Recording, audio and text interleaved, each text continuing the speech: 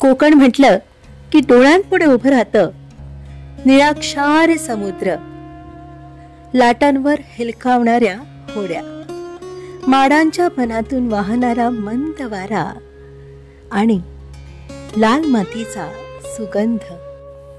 भगवान परशुरामांनी ही संपूर्ण कोकणभूमी निर्माण केली आणि या कोकणभूमीत माणुसकी आहे, निसर्ग देव आहे, एकात्मता आहे आणि याच नंदनवनात अनेक पवित्र देवस्थाने आहेत. आणि त्यातलं सर्वात प्राचीन असं अद्भुत असलेलं नवसाला पावणारं ठिकाण म्हणजे श्री महाकाली देवी मंदिर आडिवरे. आडिवरे गावाला येण्यासाठी जवळचं स्थानक राजापूर आहे. राजापूर पासून 28 किलोमीटर तर रत्नागिरी स्थानकापासून 34 किलोमीटर इतकं अंतर आहे.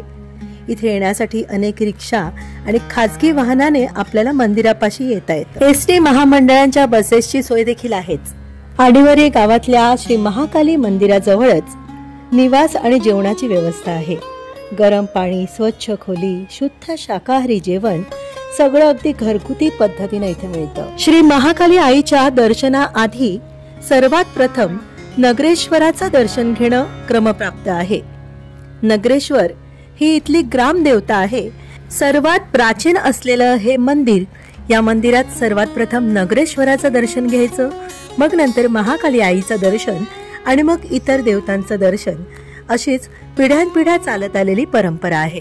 सुमारे 800 वर्ष प्राचीन असलेली ही नगरेश्वराची शिवपिंडी स्वयंभू असून या मंदिरातच जुन्या काळामधलं एक वारुळ आहे. आणि हे वारुळ केव्हापासून आहे हे सांगता येणार नाही, परंतु या वारुळामध्ये मोठा सर्प आहे आणि हे नागराज दर नागपंचमीला वारुळातून साक्षात्कार देतात. या वारुळावरच त्यांची पूजा केली जाते. नगरेश्वर मंदिराच्या परिसरात अनेक प्राचीन विहिरी दिसतायत. विहिरी बाव, बारव आणि त्या अजूनही सुस्थितीत असून चालू आहेत. इथलं पाणी पिण्यासाठी वापरतात.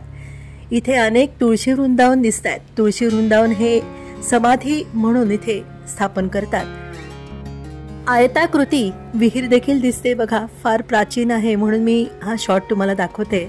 या संपूर्ण मंदिर परिसरामध्ये श्री योगेश्वरी, श्री महालक्ष्मी, श्री रवळनाथ आणि श्री महासरस्वती यांसोबत श्री महाकाली आई अशी 5 देवतांची मंदिरं आहेत आणि ही सगळी एकत्र मिळून महाकाली पंचायतन म्हणून ओळखली जातात.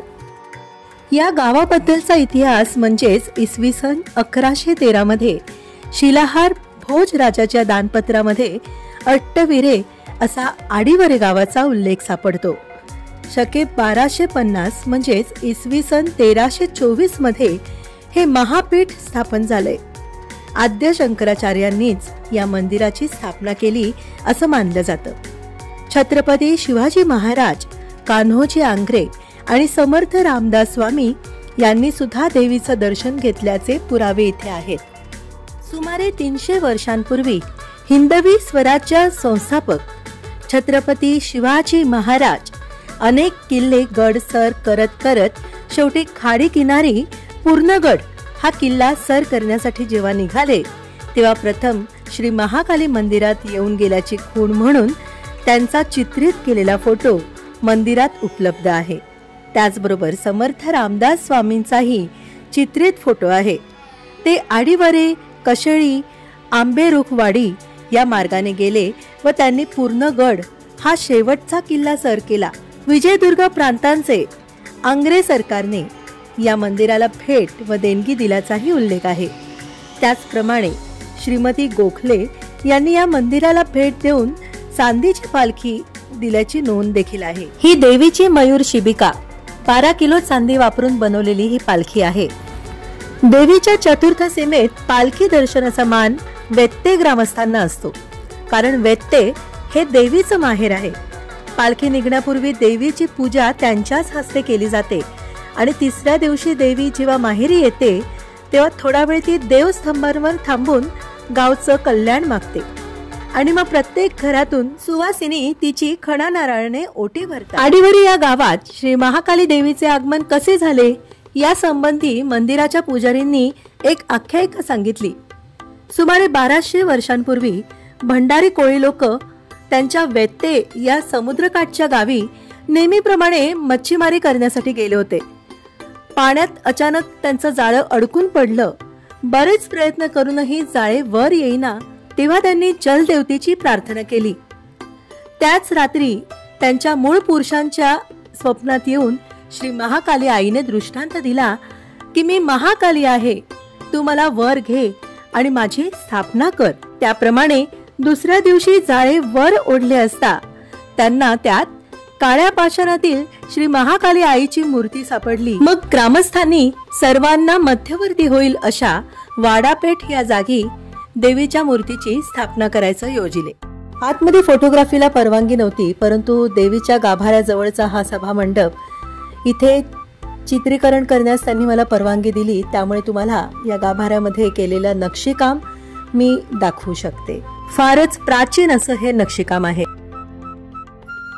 श्री महाकालीची मूर्ती चतुर्भुज असून काळ्या दगडात घडवलेली आहे. ती दक्षिणाभिमुख उभी आहे आणि गळ्यात माळा, मस्तकावर पंचमुखी टोप आणि हातात डमरू, त्रिशूळ, तलवार आणि पंचपात्र आहे. देवीच्या दोन्ही बाजूला 2 सुबक मोर आहेत.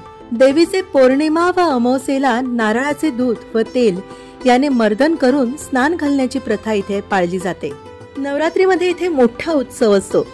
तब्बल 9 दिवस इथे यात्रा भरते आणि शेवटच्या दिवशी विजयादशमीला एकदम मोठी यात्रा सफळ संपूर्ण होते आणि देवीला विविध वस्त्रालंकार आणि आभूषणांनी सजवलं जातं. इथे 12 किलो चांदीने वापरून बनवलेली मयूर शिबिका या यात्रेचं प्रमुख आकर्षण असतं. कोल्हापूरच्या अंबाबाई इतकंच महत्व असलेले महाकाली मंदिर हे आडिवरी गावचं भूषण आहे. महाकाली आई नवसाला पावणारी देवी म्हणून सर्वत्र बहुश्रुत आहे. इथल्या लाकडी सभा मंडपामध्ये आपण देवीची विविध रूपं पाहू शकतोय. या देवीच्या 9 रूपांचे खूप सुंदर रीतीने वर्णन करून इथे भित्तिचित्र लावलेली आहेत. प्रत्येक भित्तिचित्राच्या खाली त्या देवीचे स्वरूप आणि तिची माहिती दिलेली आहे. हे सर्व पाहताना आपण थक्क होऊन जातो.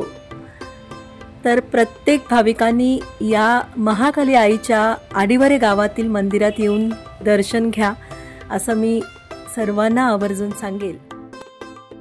या आडिवरे गावातल्या ग्रामस्थांनी खूप सुंदर रीतीने या मंदिराचं संवर्धन केलेलं आहे आणि अजूनही सुशोभीकरण चालू आहे. खरंच खूप छान अनुभव मिळतो या मंदिरात आल्यावर. आता आपण दर्शन घेत आहोत इथल्या महालक्ष्मी आईचं. इथे 5 मंदिरं आहेत. नगरेश्वर, महालक्ष्मी, रवळनाथ, महाकाली आणि महासरस्वती या पंचदेवता यांनाच महाकाली पंचायतन असं या गावात म्हणतात. आणि कोकणातील इतर देवालयांप्रमाणेच महाकालीचे हे मंदिर कौलारू आहे. मंदिराचा परिसर स्वच्छ, सुंदर आणि महाकालीची मूर्ती तर तुम्ही पाहिलीत किती आकर्षक आणि सुंदर आहे. या मंदिरापासून जवळची पर्यटन स्थळं कशेळीचं श्री कनकादित्य सूर्य मंदिर, पूर्णगडचा किल्ला, माडपंचा समुद्र किनारा, गणेशगुड्याचा गणपती आणि सुरूच्या बनातलं भाटे बीच हे सारं काही आपल्याला एका दिवसात पाहता येतं. कोकणातलं सौंदर्य, इतिहास आणि श्रद्धा सगळं काही एकाच ठिकाणी अनुभवायचं असेल ना, तर एकदा तरी या आडिवरेच्या श्री महाकाली, महालक्ष्मी, महासरस्वती अशा महास्वरूपांचं पवित्र स्थान ज्या गावामध्ये आहे त्या आडिवरे गावामध्ये एकदा तरी यायलाच हवं.